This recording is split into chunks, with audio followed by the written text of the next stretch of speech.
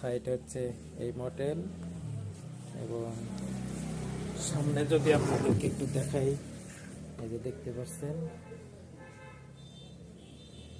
সম্পূর্ণ sample model, অনেক সুন্দর। তো ভালো থাকবেন আশা করি।